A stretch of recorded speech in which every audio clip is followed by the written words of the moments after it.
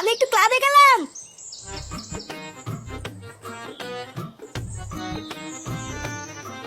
একি রে ফটকে, তুই এখানে? হ্যাঁ রে, পল্টুদা মাল কিনতে পাঠিয়েছে, চল বাজারে গিয়ে মাল নিয়ে আসি। কি বলছিস, পল্টু মাল কিনতে পাঠিয়েছে? হ্যাঁ, পল্টুদা বললো ফুটোকে নিয়ে বাজারে গিয়ে 2 বোতল মাল নিয়ে আয়। ওই জন্যই তো তোকে ডাকতে আসলাম, চল চল। বারবার সকালবেলায় কার মুখ দিকে উঠেছিলাম রে? হ্যাঁ, ঘুম থেকে উঠতে না উঠতে সামনে মালের বোতল। কি রে, তুই যাবি না নাকি? আরে হ্যাঁ রে বড়া, হ্যাঁ যাবো না কেন, চল চল।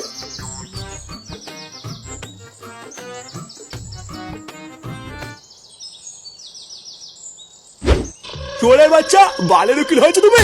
বাঞ্চল, আমি কালকের থেকে জেলের ভিতরে গায়ে ফুটি বসে আছি আর তুই বাইরে থেকে বাল ছিচ্ছিস? আরে কালুদা, তুমি অত চাপ নিচ্ছ কেন? আরে আমি তো আছি নাকি, একদম চিন্তা করবো না। আর তাছাড়াও আজকে তো রবিবার, কোর্ট বন্ধ, ওই জন্য তো কিছু করতে পারছি না। কালকে সকালে একবার কোর্টটা খুলতে দাও, তারপরে দেখবা এই উকিলের কি পাওয়ার। যেভাবেই হোক আমি কালকের মধ্যেই তোমাকে জামিন করিয়ে নেবো, তুমি একদম চিন্তা করবো না। একবার যদি জেল থেকে ছাড়া পাই, শান্তির ছেলে আমাকে চেনে না, আমার নামও কালুয়া।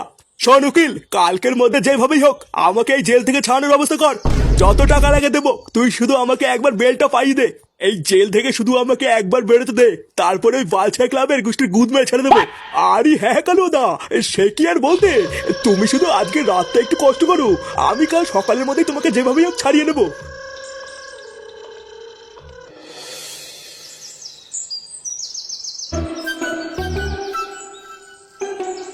আচ্ছা, তোমার কি হয়েছে নাকি বলতো? সেই এসে থেকেই দেখছি চুপচাপ মন মরা হয়ে বসে আছো, কিছু বলছেও না। কিছু হয়েছে নাকি? কেন, কি হয়েছে তুমি জানো না? ওইদিকে আমার দাদা কালকের থেকে বিনা কারণে জেল খাচ্ছে, আর তুমি আমাকে জিজ্ঞাসা করছো কিছু হয়েছে কিনা। এই মেরেছে। না না শোনা, আমি সেইভাবে কিছু বলতে চাইনি।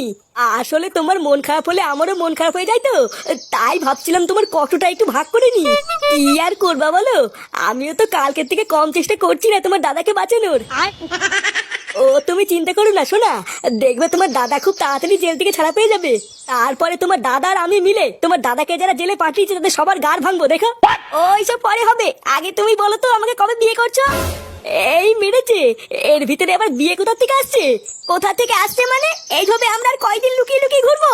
দেখো, আমি কিন্তু ঠিক করে রেখেছি, আমার দাদা একবার জেল থেকে ছাড়া পেলেই আমাদের বিয়ের কথাটা বলবো। এইসব তুমি কি বলছো? আমাদের পার্সোনাল ব্যাপার তোমার দাদাকে বলার কি আছে? এই যে সে ব্যস্ত মানুষ, আমাদের ব্যাপারে জেনে কি করবে? জেনে কি করবে মানে? সে আমার দাদা হয়, আমরা বিয়ে করবো তাকে বলবো না? এই মেরেছে। না না শোনা, আমি সেইভাবে কিছু বলতে চাইনি। আসলে তুমি তো খুব ভালো করে জানো আমি কোনো কাজ বাজ করি না, একটা বেকার ছেলে। আর তোমাকে তো আমি আগেও বলেছি, আমি আগে একটা কাজ বাজ খুঁজে একটা কাজে ঢুকিনি, তারপরে ওইসব বিয়ে টিয়ে হবে। চলো, ওইসব কথা অনেক শুনেছি, আর শুনবো না। আমি তোমাকে 7 দিন সময় দিলাম, পারলে এর ভিতরে কাজে ঢোকো, না হলে কিন্তু আমি আর তোমার কথা শুনবো না।